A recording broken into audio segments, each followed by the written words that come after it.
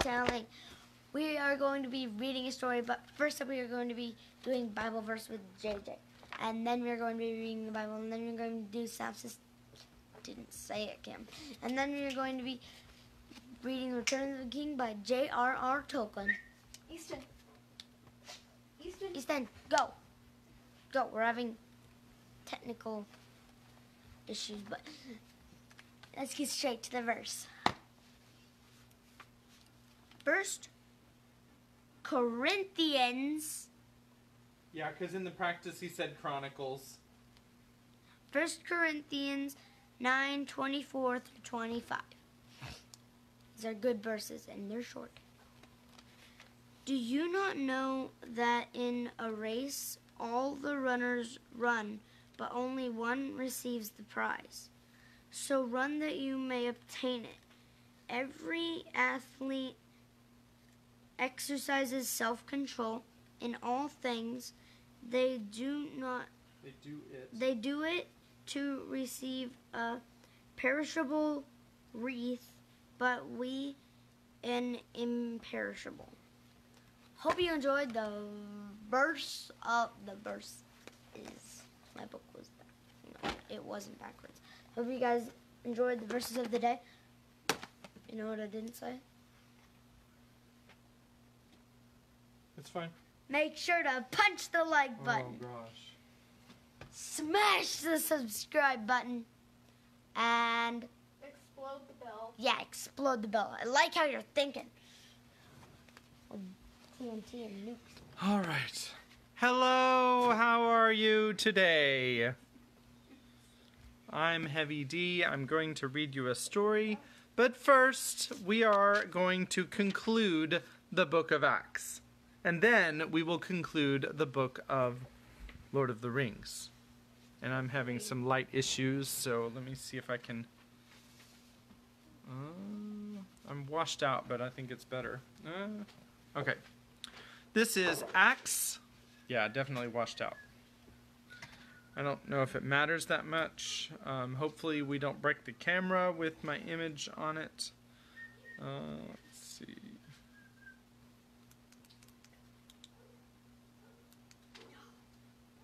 Okay. We'll do with... Gosh, it keeps changing, but it's fine. Alright, this is Acts chapter 27. This is the English Standard Version. Let me begin so that we can conclude. JJ's being weird. Alright, Acts 27. And when it was decided that we should sail for Italy, they delivered Paul and some other prisoners to a centurion of the Augustan cohort named Julius. The Augustan, I almost said Augustinian, but Augustine didn't live in the 1st century, so it wasn't him. And embarking in a ship of Adramyttium, which was about to sail to the ports along the coast of Asia, we put to sea, accompanied by Aristarchus, a Macedonian from Thessalonica. The next day we put in at Sidon, and Julius treated Paul kindly and gave him leave to go to his friends and be cared for. And putting out to sea from there, we sailed under the lee of Cyprus, because the winds were against us. And when we had sailed across the open sea along the coast of Cilicia and Pamphylia, we came to Myra in Lycia. There the centurion found a ship of Alexandria sailing for Italy and put us on board. We sailed slowly for a number of days and arrived with difficulty off Cnidus. And as the wind did not allow us to go farther, we sailed under the lee of Crete off Salmone. Coasting along it with difficulty, we came to a place called Fair Havens, near which was the city of Lasea.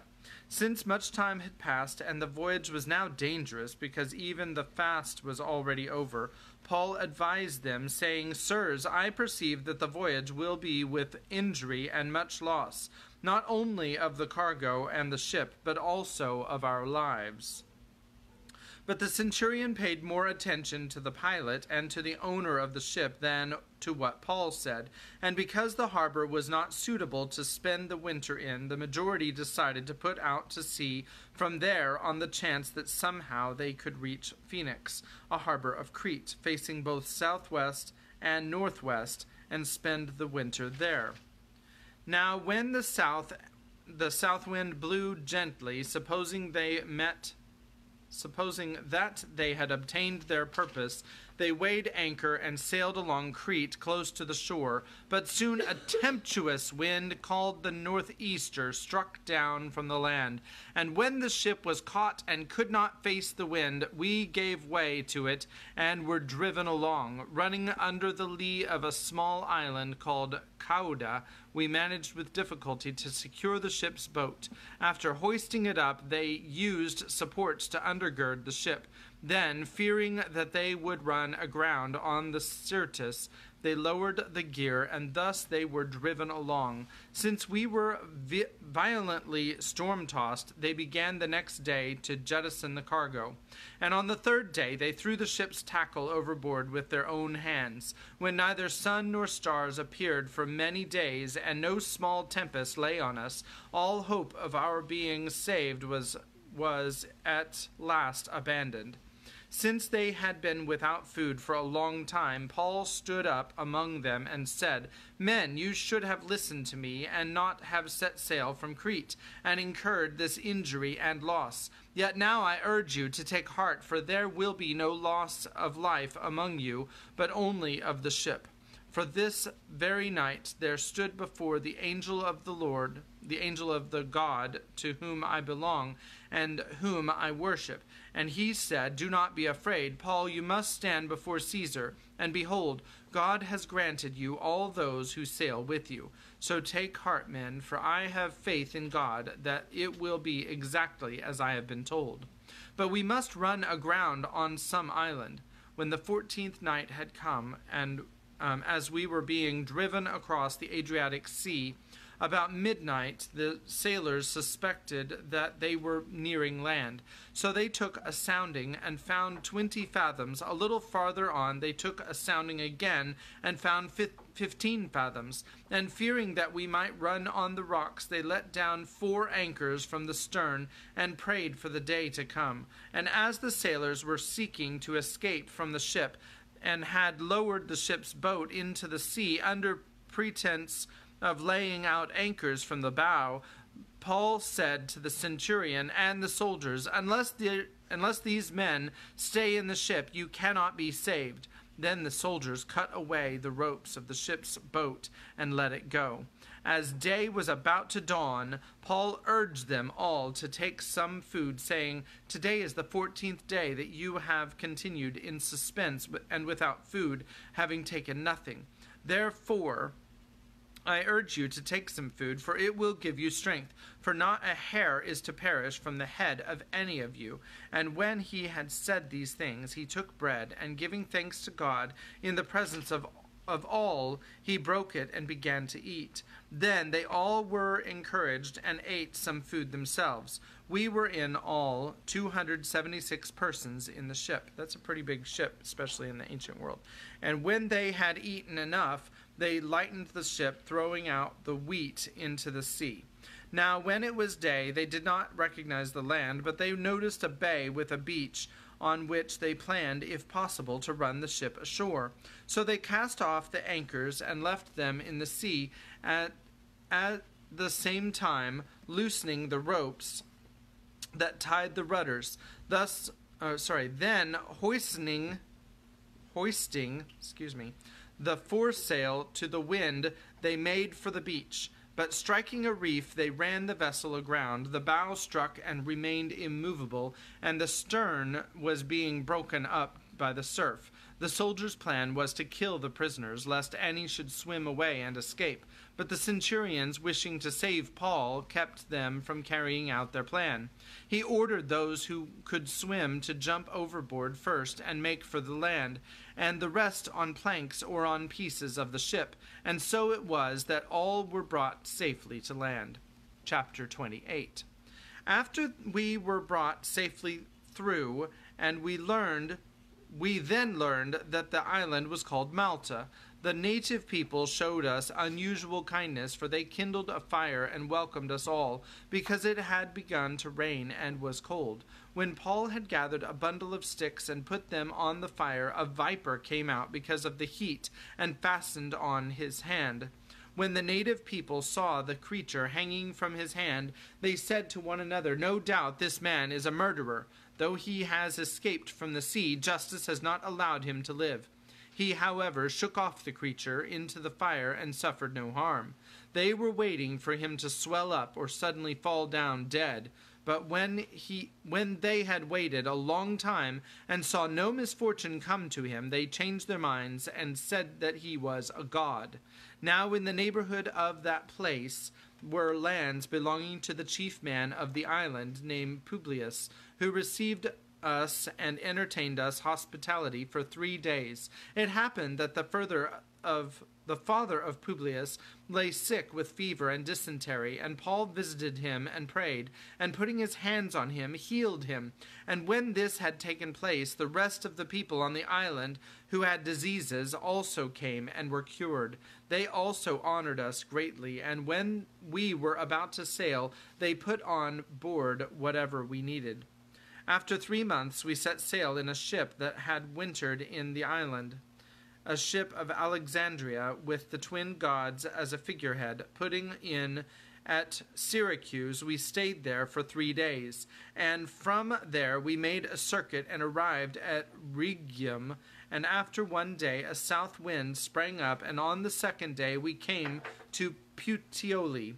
There we found brothers and were invited to stay with them for 7 days. And so we came to Rome. And the brothers there, when they heard about us, came as far as the Forum of Appius and 3 taverns to meet us. On seeing them, Paul thanked God and took courage. And when we came into Rome, Paul was allowed to stay by himself with the soldier who guarded him. After 3 days, he called together the local leaders of the Jews, and when they had gathered, he said to them, "Brothers, though I had done nothing against our people or the customs of our fathers, yet I was delivered as a prisoner from Jerusalem into the hands of the Romans. When they had examined me, they wished to set me at liberty, because there was no reason for the death penalty in my case. But because the Jews objected, I was compelled to appeal to Caesar, though I had no charge to bring against my nation. For this reason, therefore, I have asked to see you and speak with you, since it is because of the hope of Israel that I am wearing this chain." And they said to him, "We have received no letters from Judea about you, and none of the brothers coming here has reported or spoken any evil about you. But we desire to hear from you what your views are, for with regard to the sect, we know that everywhere it is spoken against." When they had appointed a day for him, they came to him at his lodging in greater numbers. From morning till evening he expounded to them, testifying to the kingdom of God and trying to convince them about Jesus, both from the law of Moses and from the prophets. And some were convinced by what he said, but others disbelieved. And disagreeing among themselves, they departed after Paul had made one statement: "The Holy Spirit was right in saying to your fathers through Isaiah the prophet, 'Go to this people and say, you will indeed hear, but never understand. You will see, but indeed, and you will indeed see, but never perceive. For this people's heart has grown dull, and with their ears they can barely hear, and their eyes they have closed, lest they should see with their eyes, and hear with their ears, and understand with their heart, and turn, and I would heal them.' Therefore, let it be known to you that this salvation of God has been sent to the Gentiles. They will listen." He lived there 2 whole years at his own expense, and welcomed all who came to him, proclaiming the kingdom of God and teaching about the Lord Jesus Christ with all boldness and without hindrance. And that is the end of Acts of the Apostles. So, I hope you enjoyed that book of the Bible. Sorry, we had to skim through it very quickly in the last week or two. I know those chapters are kind of long. There's a lot of stuff that we could unpack, but we are not going to do that today. Maybe at a later date we can slow down and read them one story at a time. So, yesterday we read the penultimate chapter, which is called The Scouring of the Shire, in which Frodo, Sam, Merry, and Pippin came home to their beautiful Hobbiton Bag End house, and it was wonderful and peachy and keen, and everybody was happy, and I don't know why Kimberly's not coming over here yet, and... Well, I kind of do have nail polish. You said you wanted to do the synopsis. Okay, fine. All right, so... I'm doing synopsis today. No. Oh, here's Kimberly to say how it really happened. So what actually happened? Oh wow, I look like 3 times brighter in. I told you my face is Wow. really flushed enough today. Sometimes the So light is weird on the camera. so what happened was, they go over to the Shire, and everything's basically torn up. There are a bunch of like, basically factories, and there's like, weird ruffians. I think they call them. That's it, right? Yeah, that's it. That's the whole story. No, that's what they called them. They did call them ruffians. Okay. So there were ruffians everywhere, and like the sheriff, they were basically enforcing the 100 or so new laws that had sprung up in the past year, and so they basically go take care of all the ruffians, and then they hear about this Sharky person. They go over and find out that Sharky is Saruman. Not Sauron, Saruman, right? Yes. I'm right. And and then they go over, and they basically have him like they could have killed him if they wanted to, but Frodo, he says, don't kill him. He's too pathetic to waste your time on him. But then he says, hey, Wormtongue, you can actually stay here if you like. You haven't done anything wrong. And then Saruman's like, oh yes he did. He killed a hobbit. And then, Saruman commands Wormtongue to come with him, and Wormtongue snaps. He grabs a knife and kills Saruman, and then he's shot by 3 arrows from hobbits. Got shot. And I'm gonna hand it off to Dad, who's going to read a story. And what they actually said is that Wormtongue cut his neck. I know. All right, so chapter 9, The Grey Havens. Let me begin. That flashy thing is... Touch the screen. Wonder if this is better. Now it's just dark. Well, let me see if I could turn up the... Technical difficulties. No, that doesn't make it better. Yeah, we need a new phone, I think. Okay, so it's flushed, and I'm sorry about the lighting. All right, so Chapter 9, The Grey Havens. The clearing up certainly needed a lot of work, but it took less time than Sam had feared. The day after the battle, Frodo rode to Michael Delving and released the prisoners from the lockholes. One of the first that they found was poor Fredgar Bolger, Fatty no longer. He had been taken when the ruffians smoked out a band of rebels that he led from their hidings up in the Brocken Boars by the hills of Skerry. Are we good? Yeah.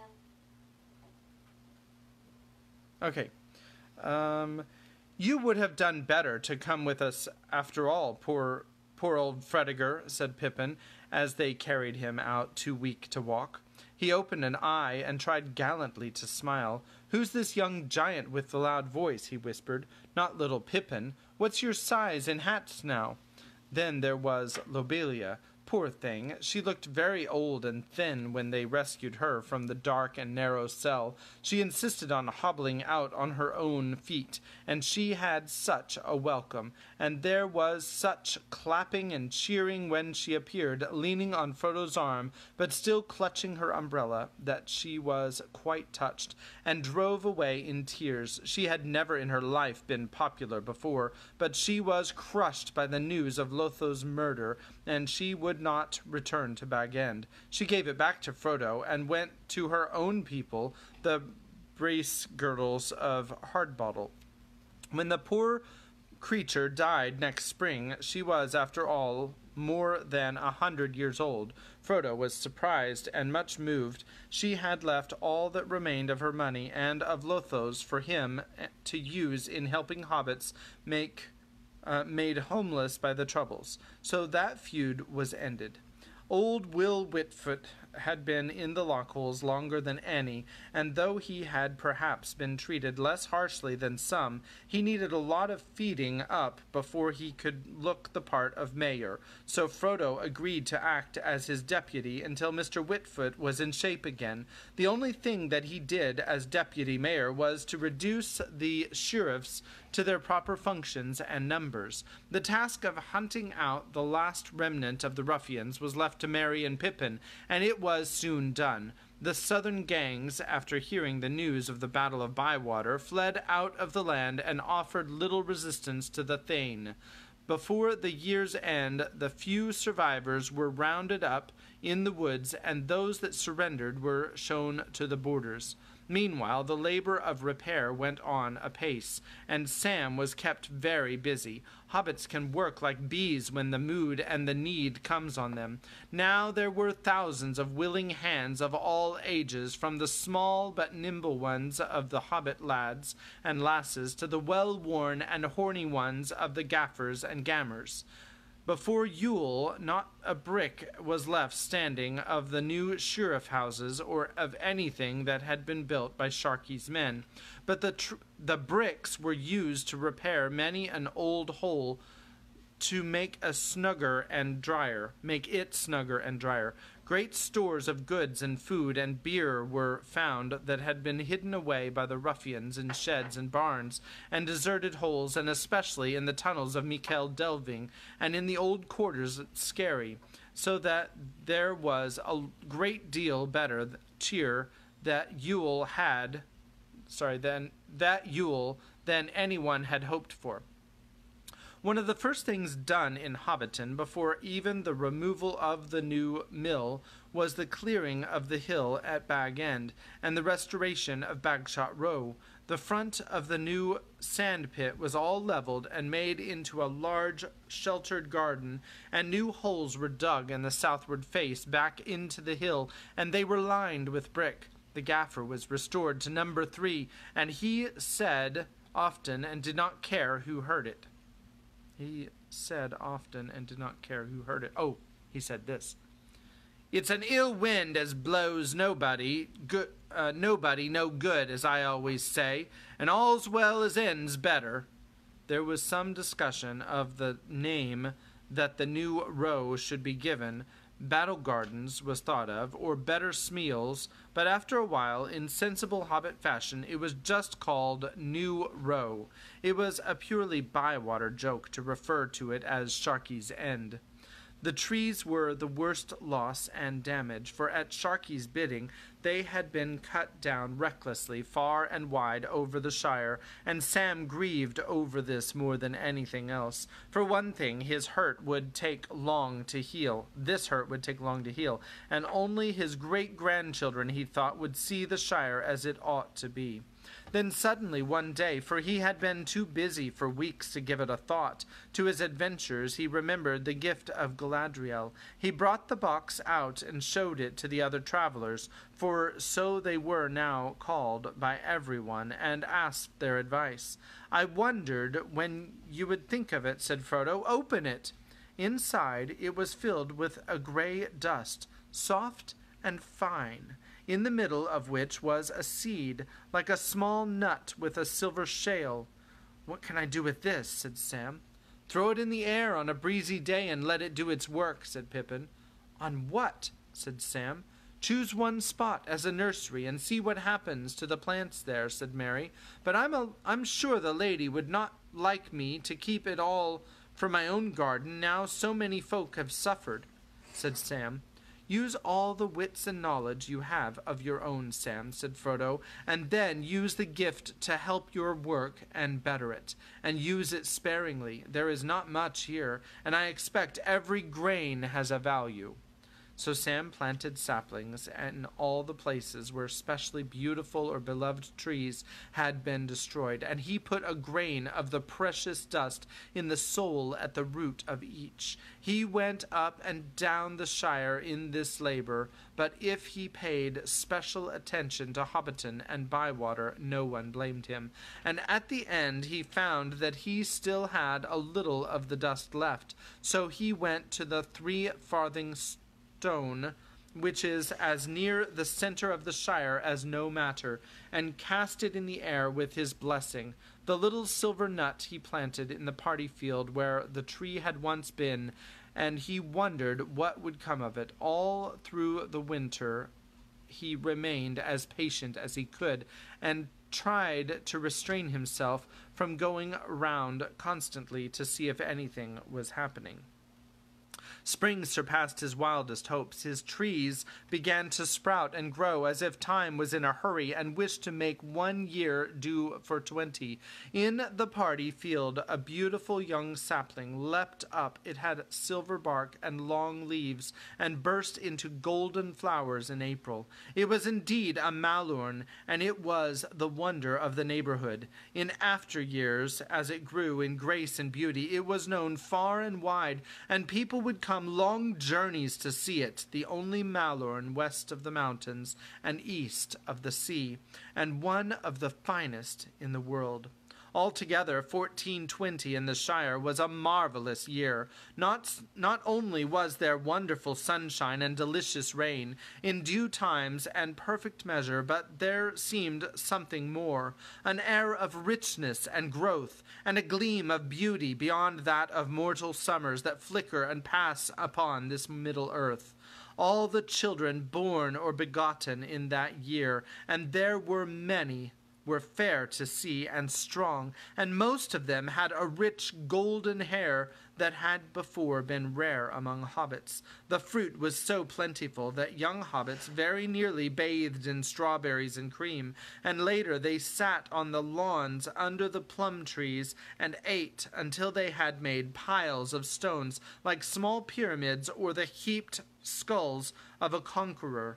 And then they moved on, and no one was ill, and everyone was pleased, except those who had to mow the grass. In the South Farthing the vines were laden, and the yield of leaf was astonishing, and everywhere there was so much corn that at harvest every barn was stuffed. The North Farthing barley was so fine that the beer of 1420 malt was long remembered and became a byword. Indeed, a generation later one might hear an old gaffer in an inn, after a good pint of well-earned ale, put down his mug with a sigh. "Ah, that was proper 1420, that was." Sam stayed at first at the Cottons with Frodo. Sam stayed at first at the Cottons with Frodo, but when the new row was ready, he went with the gaffer. In addition to all his other labors, he was busy directing the cleaning up and restoring of Bag End, but he was often away in the Shire on his forestry work. So he was not at home in early March and did not know that Frodo had been ill. On the 13th of that month, Farmer Cotton found Frodo lying on his bed. He was clutching a white gem that hung on a chain about his neck, and he seemed half in a dream. "It is gone forever," he said, "and now all is dark and empty." But the fit passed, and when Sam got back on the 25th, Frodo had recovered, and he said nothing about himself. In the meanwhile, Bag End had been set in order. And Merry and Pippin came over the Crick Hollow, bringing back all the old furniture and gear, so that the old hole soon looked very much as it always had done. When all was at last ready, Frodo said, "When are you going to move in and join me, Sam?" Sam looked a bit awkward. "There was no need to come yet if you don't want to," said Frodo, "but you know the Gaffer is close at hand, and he will be very well looked after by Widow Rumble." "It's not that, Mr. Frodo," said Sam, and he went very red. "Well, what is it?" "It's Rose Cotton," said Sam. "It seems she didn't like my going abroad at all, poor lass, but as I hadn't spoken she couldn't say so, and I didn't speak because I had a job to do first, but now I have spoken, and she says, 'Well, you've wasted a year, so why wait longer?' 'Wasted?' I says. 'I wouldn't call it that. Still, I see what she means. I feel torn in two, as you might say.' 'I see,' said Frodo. 'You want to get married, and you want to live with me in Bag End too? But my dear Sam, how easy. Get married as soon as you can, and then move in with Rosie. There's room enough in Bag End for as big a family as you could wish for.' And so it was settled. Sam Gamgee married Rose Cotton in the spring of 1420, which was also famous for its weddings. And they came and lived at Bag End, and if Sam thought himself lucky, Frodo knew that he was more lucky himself, for there was not a hobbit in the Shire that was looked after with such care. When the labours of repair had been planned and set going, he took to a quiet life, writing a great deal and going through all his notes. He resigned the office of deputy mayor at the Free Fair that midsummer, and did old Will Whitfoot had another 7 years of presiding at banquets. Merry and Pippin lived together for some time at Crick Hollow, and there was much coming and going between Buckland and Bag End. The two young travellers cut a great dash in the Shire with their songs and their tales and their finery, and their wonderful parties. Lordly folk called them, meaning nothing but good, for it warmed all hearts to see them go riding by with their mail shirts so bright and their shields so splendid, laughing and singing songs of far away. And if they were now large and magnificent, they were unchanged otherwise, unless they were indeed more fair-spoken and more jovial and full of merriment than ever before. Frodo and Sam, however, went back to ordinary attire, except that, when there was need, they both wore long grey cloaks, finely woven and clasped at the throat, with beautiful brooches, and Mr. Frodo wore always a white jewel on a chain that he often would finger. All things now went well, with hope always of becoming still better, and Sam was as busy and as full of delight as even a hobbit could wish. Nothing for him marred that whole year, except for some vague anxiety about his master.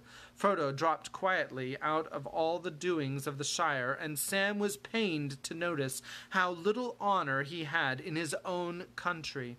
Few people knew or wanted to know about his deeds and adventures. Their admiration and respect were given mostly to Mr. Meriadoc and Mr. Peregrine, and, if Sam had known it, to himself. Also, in the autumn there appeared a shadow of old troubles. One evening Sam came into the study and found his master looking very strange. He was very pale, and his eyes seemed to see things far away. "What's the matter, Mr. Frodo?" said Sam. "I am wounded," he answered. "Wounded. It will never really heal." But then he got up, and the turn seemed to pass, and he was quite himself the next day. It was not until afterward that Sam recalled that the date was October the 6th. 2 years before, on that day, it was dark in the dell under Weathertop. Time went on, and 1421 came in. Frodo was ill again in March, but with a great effort he concealed it, for Sam had other things to think about. The first of Sam and Rosie's children was born on the 25th of March, a date that Sam noted. "Well, Mr. Frodo," he said, "I'm in a bit of a fix. Rosie and me had settled to call him Frodo, with your leave, but it's not him, it's her, though as pretty a maid-child as any one could hope for, taking after Rose more than me, luckily, so we don't know what to do." "Well, Sam," said Frodo, "what's wrong with the old customs? Choose a flower name like Rose. Half the maid-children in the Shire are called by such names, and what could be better?" "I suppose you're right, Mr. Frodo," said Sam. "I've heard some beautiful names on my travels, but I suppose they're a bit too grand for daily wear and tear, as you might say. The gaffer, he says, make it short, and then you won't have to cut it short before you can use it. But if it's to be a flower name, then I don't trouble about the length. It must be a beautiful flower, because, you see, I think she is very beautiful, and is going to be beautifuler still." Frodo thought for a moment. "Well, Sam, what about Eleanor? The sun star, you remember, the little golden flower in the grass of Lothlorien." "You're right again, Mr. Frodo," said Sam, delighted. "That's what I wanted." Little Eleanor was nearly 6 months old, and 1421 had passed to its autumn, when Frodo called Sam into the study. "It will be Bilbo's birthday on Thursday, Sam," he said, "and he will pass the old Took. He will be 131. "So he will," said Sam. "He's a marvel." "Well, Sam," said Frodo, "I want you to see Rose and find out if she can spare you, so that you and I can go off together. You can't go far, or for a long time now, of course," he said a little wistfully. "Well, not very well, Mr. Frodo.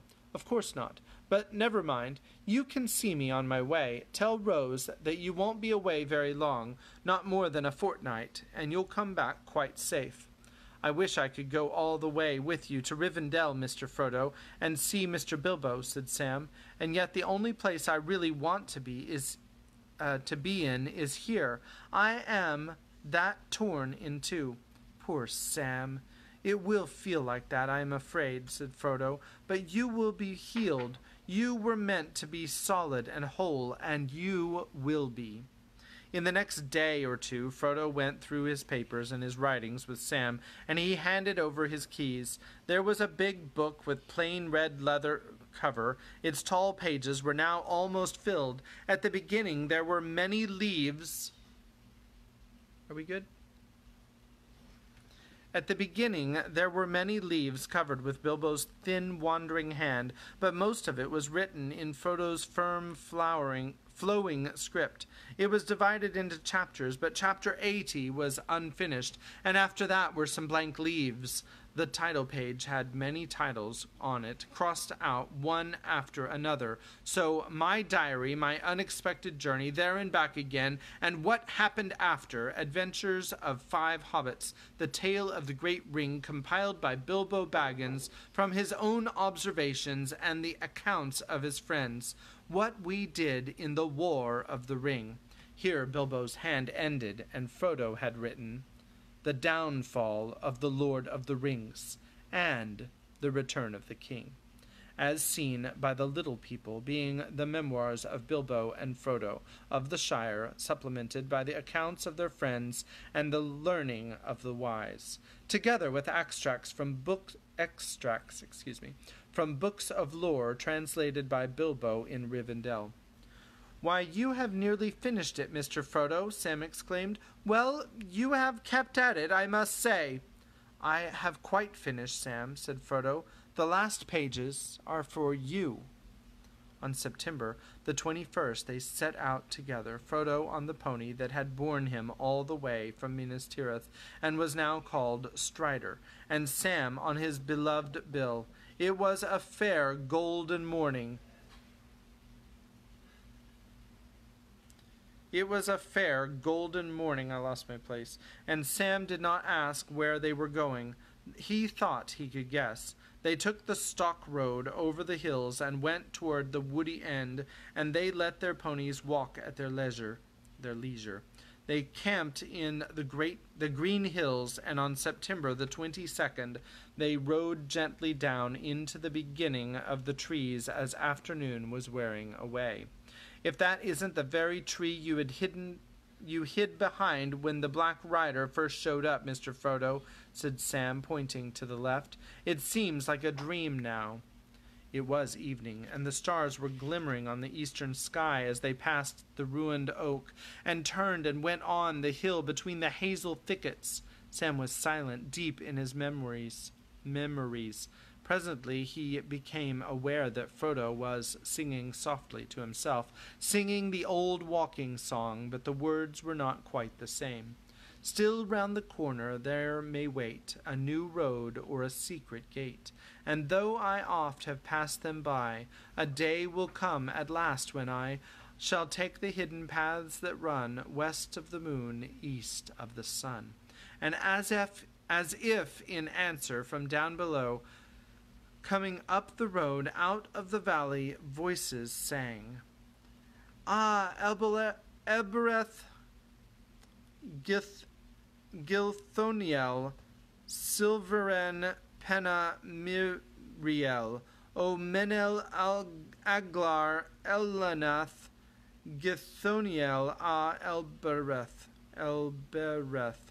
We still remember, we who dwell in this far land beyond the trees, the starlight on the western seas.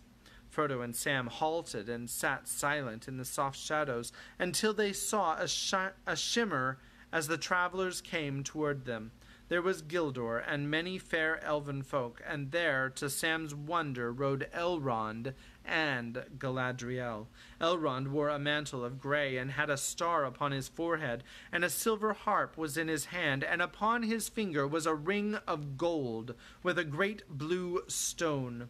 Vilya, mightiest of the three, but Galadriel sat upon a white palfrey, and was robed in all glimmering white, like clouds about the moon, for she herself seemed to shine with a soft light. On her finger was Nenya, the ring wrought of mithril, that bore a single white stone flickering like a frosty star.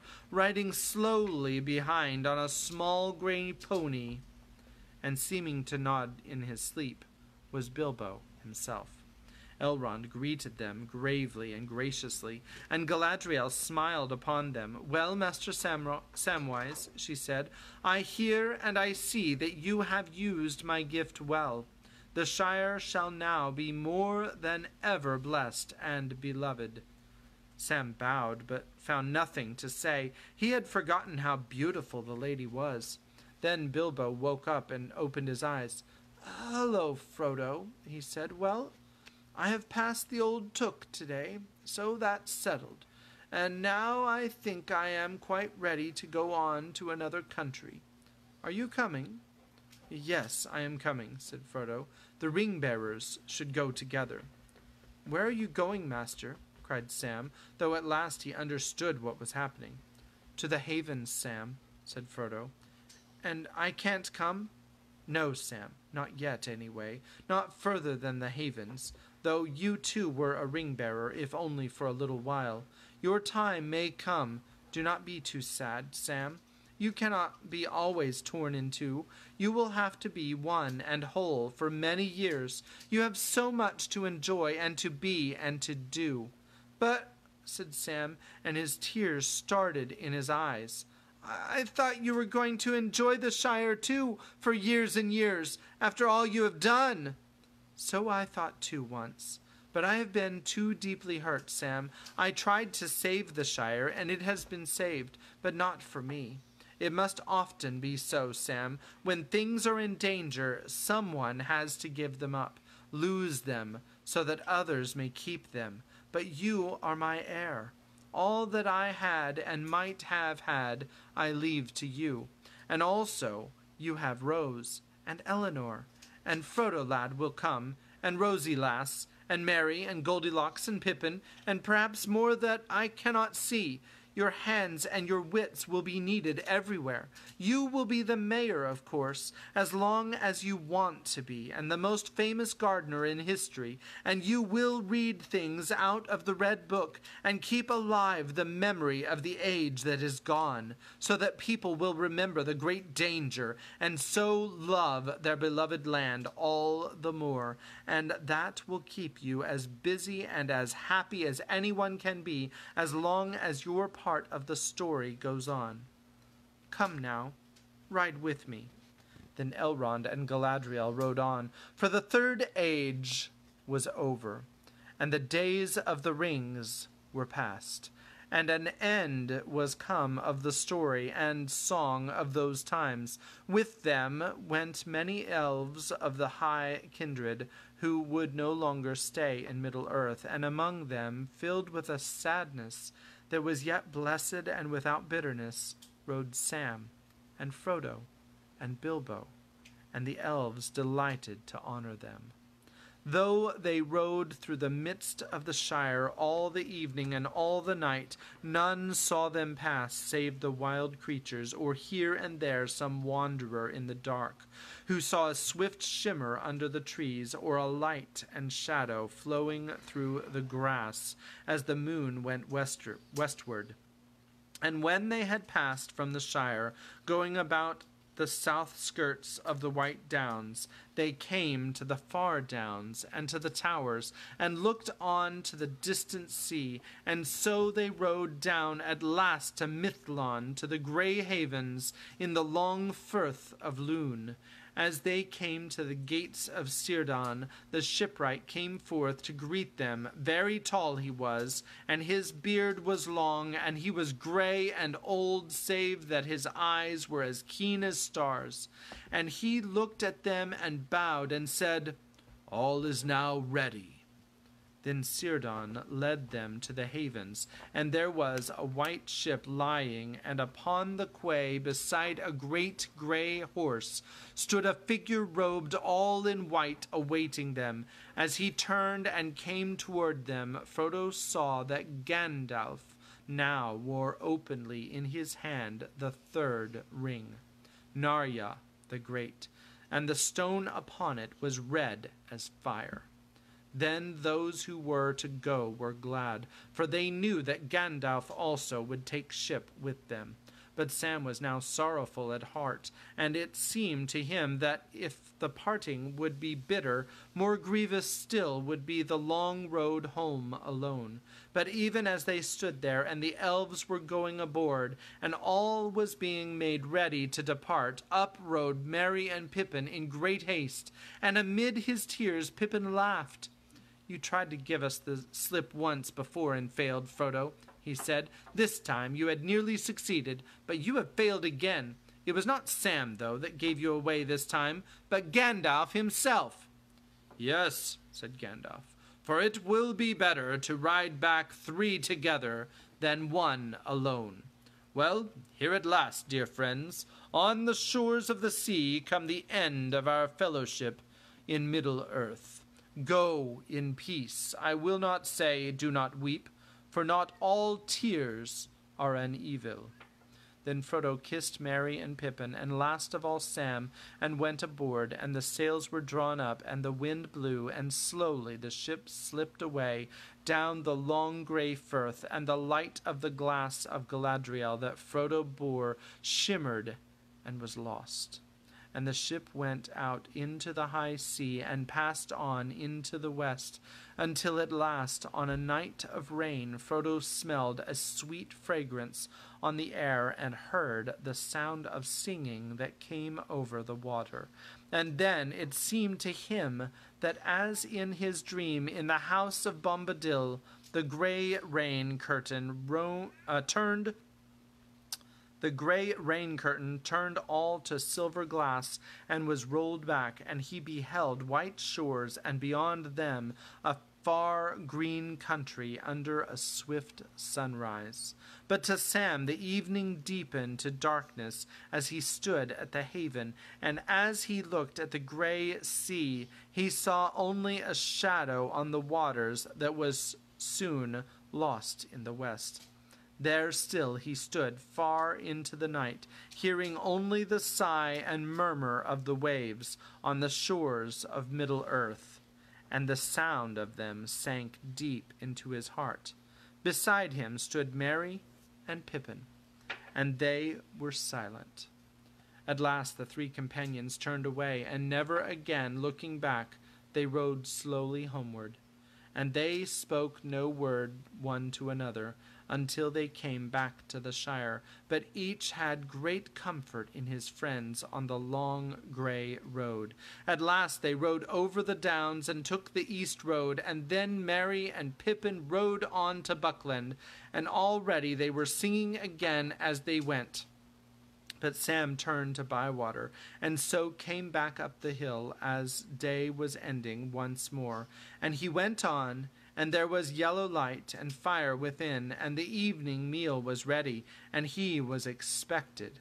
And Rose drew him in, and set him in his chair, and put little Eleanor upon his lap.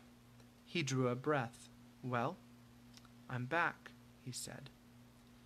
And that is the end of Lord of the Rings. So I hope that you have enjoyed the story. Now, there are about 100 pages of appendices that I could go on and read for an additional 5 or 6 days. However, I'm not going to do that at this time.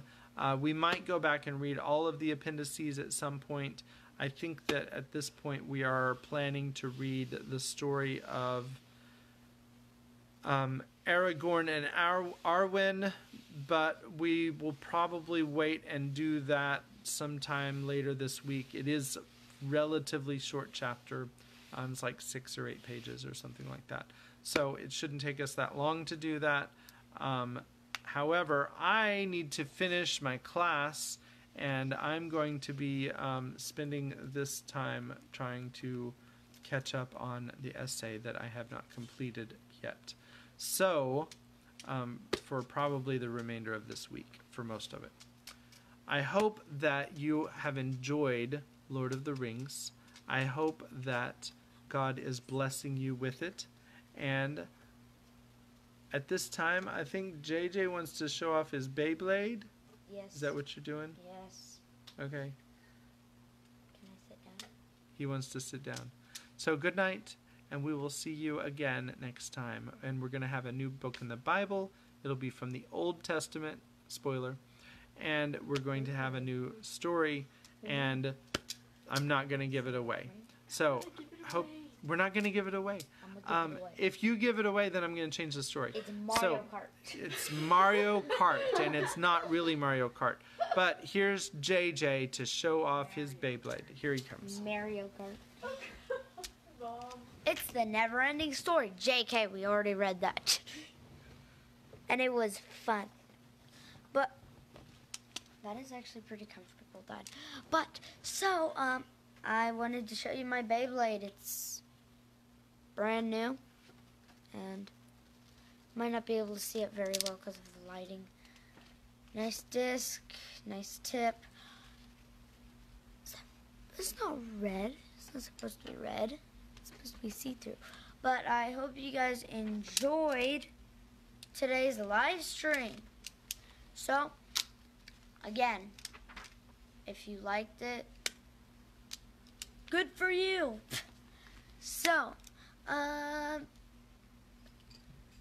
we are going to be taking a few days off. I already said that. We don't need to explain all that again. Okie dokie. And we're also going to watch the movie, so I can't wait for that. So, bye-bye, guys.